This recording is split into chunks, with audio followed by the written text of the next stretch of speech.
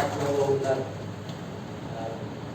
पीयूष तिवारी जी हैं, जो defence pension वितरण अधिकारी हैं भारत सरकार की तरफ से। पीयूष तिवारी जी रहने वाले तो उत्तराखंड के हैं, लेकिन हमारे यहाँ पदस्थ हैं। हमें बड़ी प्रसन्नता है, बड़े साहित्यकार नजर आते हैं, आते रहते हैं, आपसे बात होती रहती है। और साहित्य, भाषा और साहित्य में आपकी बड़ी गहरी रुचि है। जब मैंने इनको बताया कि उत्तराखंड से मेरा भी बड़ा गहरा रिश्ता है, क्योंकि साहित्य में एक पुस्तक है जो किसी प्रदेश विशेष की प्राकृतिक सुषमा और प्राकृतिक वातावरण को कविता के रूप में आई है। ये 2012 में पुस्तक आई थी, और उस समय जो है मुख्यमंत्री उत्तराखंड के भगत सिंह कोश्यारी और बाद में जो महाराष्ट्र के राज्यपाल बने, उन्होंने इसका विमोचन किया था। और मैंने चर्चा की, उनको बड़ी प्रसन्नता हुई। आपका उत्तराखंड से भी रिश्ता है। आज जी हमारे बीच में, उनका भी स्वागत करता हूँ।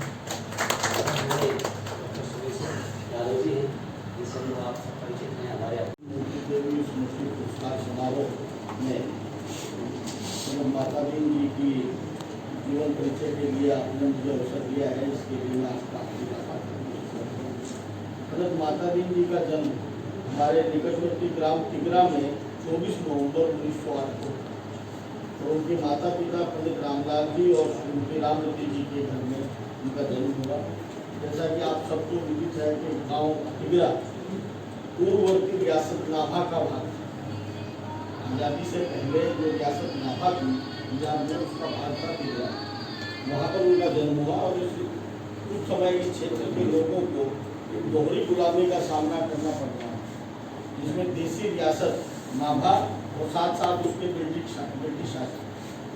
और उस समय क्योंकि नाभा रियासत के जो राजा थे वो स्वयं ब्रिटिश सरकार के सहयोगी थे, तो उनकी बड़ी दमनकारी नीतियाँ रहती थी, जो हिंदुस्तान की आज़ादी के लिए जो काम कर रहे थे उनके प्रति। तो उस समय जो लोग इस दर्श को झेल रहे थे, उनके लिए बड़ा असहनीय हो रहा। और उस माहौल में एक साधारण किसान परिवार के घर जन्म लेकर जब पंडित माता दीन जी ने किशोर अवस्था में एक कदम रखा, तो वो इस गुलामी को सहन नहीं करते, और मानसिक रूप से और शारीरिक रूप से वो नकारात्मक चल रहा, कुछ अच्छा नहीं हो रहा है। लेकिन हमारे मन में कुछ अच्छा करने की भावना होती है, तो हम खोजते हैं वो कहाँ है जो अच्छा हो रहा है। लेकिन यहाँ आके बहुत सारे व्यक्तित्व के बारे में, उनके सारे व्यक्तित्व के बारे में जो जानकारी मिली, तो मन में एक संतोष होता है कि नहीं, धरती में अभी भी सदा सहायता परमार्थ जीवी। और मैं नारायण की धरती को नमन करते थे कि मैं उन सभी विभूतियों का सम्मान करना चाहता हूँ।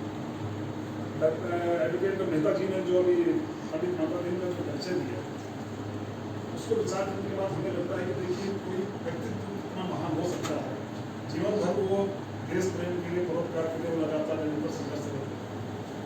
अपनी व्यक्तित्व कठिनाई को दूर करते, जैसे उनका परिवार का लालन पालन उनकी धर्मपत्नी के द्वारा किया गया।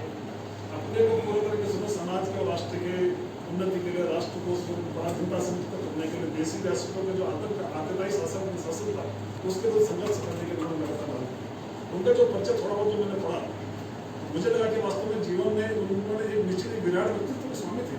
जैसे कि आपने बताया कि लगातार संघर्ष करने के दौरान, स्वतंत्रता संग्राम के दौरान वो जेल भी गए, कठोर यातनाएं सही। और उसके बाद जब भारत आजाद हुआ तो सरकार की तरफ से तो आपको पेंशन की पेशकश की, तो उन्होंने उसको मना कर कि नहीं, मेरा दायित्व था। सोचिए निर्वाही व्यक्तित्व तो होता है, क्योंकि आजकल के समाज में हम कभी कल्पना नहीं कर सकते कि सरकार की तरफ से कोई अनुदान, कोई ग्रांट मिल रहा हो तो मना करते, क्योंकि आजकल तो फर्जीवाड़े तरीके से भी लोग उसको लेने के लिए हमेशा लालच रहते हैं। लेकिन सोचिए मन के अंदर कितना विराट व्यक्तित्व, कितनी विराट सोच रही होगी कि मातृभूमि की सेवा करना मेरा फर्ज था, मेरा दायित्व था, इसके लिए मुझे किसी प्रकार के अनुदान, किसी प्रकार की पेंशन की आवश्यकता नहीं। हमारे शास्त्र में कहा गया, वृक्ष अवोनी फल बके, नदी न संचय नीर, और परमार्थ के कारण साधु धरा से। वृक्ष करके अपने फल को नहीं खाता है, नदी अपने जल को संचय नहीं करती है, उसने परमार्थ के कारण, परमार्थ के काम के लिए साधु जो लोग हैं सभी धारण करते हैं। तो मैं मानता हूँ कि पंडित माता दीन वही विभूति थे जो इस धरा पे परोपकार के लिए, लोकहित के लिए उन्होंने अवतरित किया। मैं मानता हूँ कि इनके द्वारा जो किए कार्य होता है, देखिए हम लोगों में क्या चीज कॉमन है, हम लोग में शायद बहुत से लोग एक दूसरे को नहीं जानते हैं, लेकिन विचार में हम लोग समान है, तभी हम लोग यहाँ पे एकत्रित हुए हैं।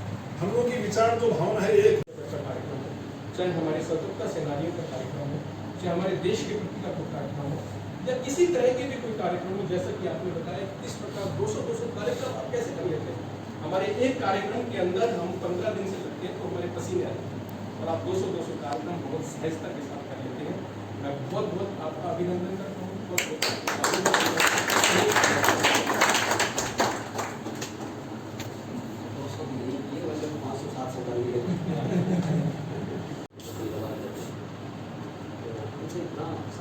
कम से कम 25 बार मेरे कार्यक्रम में आऊँ। पहली बार जब मुख्यमंत्री साहब आए थे तो मुख्यमंत्री के रूप में भी आए, सांसद थे, राज्यसभा के तब भी आए, कुछ नहीं थे तब भी आए, कुछ मंत्री थे तब भी आए।